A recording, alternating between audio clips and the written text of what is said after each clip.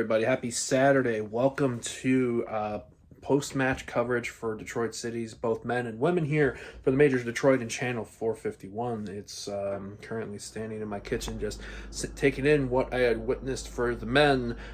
City opening the season up in a Colorado Springs, Colorado, a place that got ravaged by snow the day before. All the snow happened to be cleaned off, and we were able to witness soccer in, pleasant conditions-ish, compared to what we have seen in our previous visit to Colorado Springs in 2022.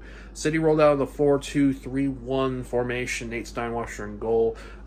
Michael Bryant, Stephen Carroll, Devin Amumensa, Brent Levi is your back four. A double pivot in the central midfield of James Murphy and Lai Jop. Your midfield three from right to left, Ben Morris, Maxi Rodriguez, and Ali Coote behind Elvis Amo.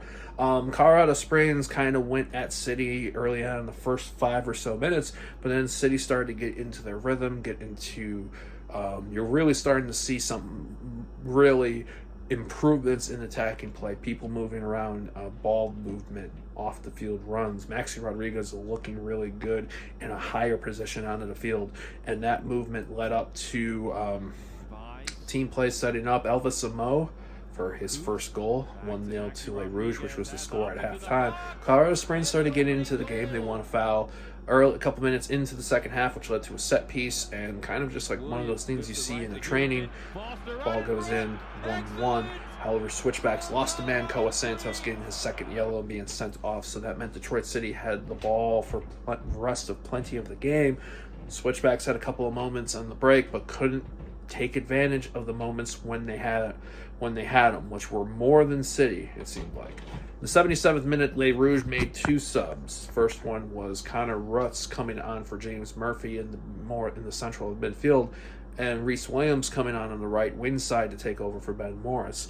That opened up things a little bit. Alex Villanueva came on earlier in the second half for Brent Levi's, who had a yellow card. And in the 89th moment, City finally unlocked the switchbacks, attempts to lock the game down, and Connor Rutz. It wasn't the prettiest goal by any standards, but it was a goal nonetheless. 2-1 to Les Rouges. City see it out. Matt Sheldon came on for Michael Bryant in stoppage time, and Detroit City not only score in their USL Championship season opener for the first time out of 3 tries, they also get their first win. Big win on the road, especially when you had to defend for a bit of the game.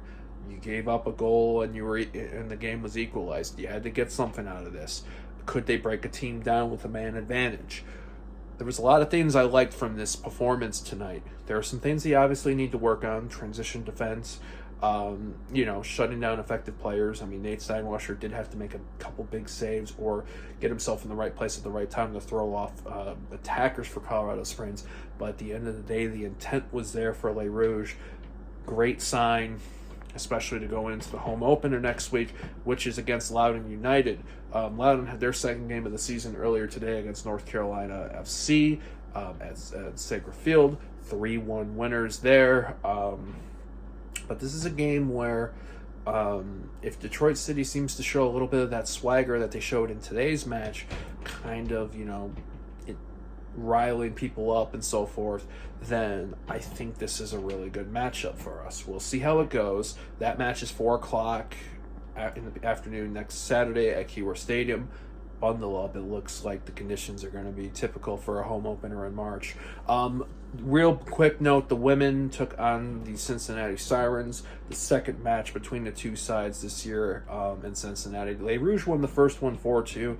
Unfortunately, this match was nowhere near as joyous for Les Rouges. 5-1 down at halftime, 10-2 the final.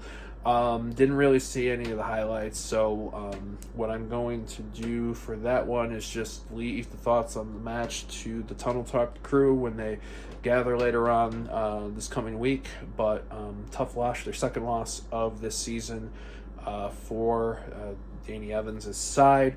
Their final match of the regular season will be currently the 30th of March at Great Lakes FC. So So hopefully they can shake it off and turn it around from there.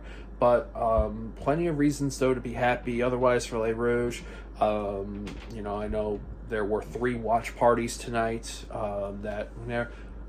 Obviously, the ones at City Clubhouse at Detroit City headquarters.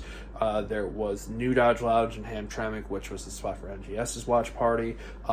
In the Arborites for NGS Ann Arbor, that was at Rapport. I think also a friend of ours at Paint Creek in Rochester had the city game going. So there's plenty of areas where people could take in Les Rouges, or in the confines of their own homes. Shout out to WKBD TV 50. Great coverage from there. Great to see Neil on the call for that. And, you know, that is it right now. So, final score for Danny Dicchio's lads and the men opening up. Colorado Switchbacks 1, Detroit City 2. Next match for them, the 23rd, next Saturday. Keyworth Stadium home opener against the Loudoun United FC. So, with that being said, hope all have a wonderful Saturday. I hope all have a wonderful weekend. To those that are celebrating tomorrow, happy St. Patrick's Day. Please be safe. Don't be a dumbass. And we'll keep from there. Just, you know, any other. Stay tuned for otherwise for any other coverage. See all of our content both on the Majors Detroit and Channel 451. Adam will provide links.